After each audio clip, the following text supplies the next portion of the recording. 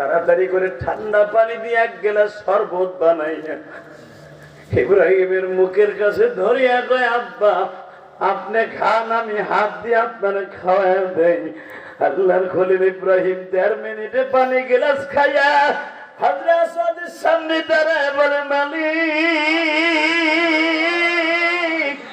আমার মন কইতাছে আমি 1 ঘন্টা থাকি, কিন্তু হাতে সময় নেই।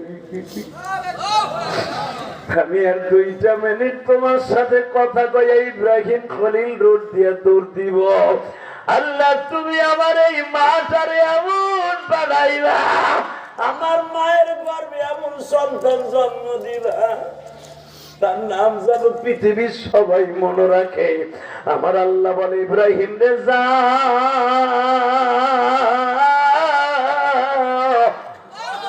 তুই যখন তোর পুত্র বদর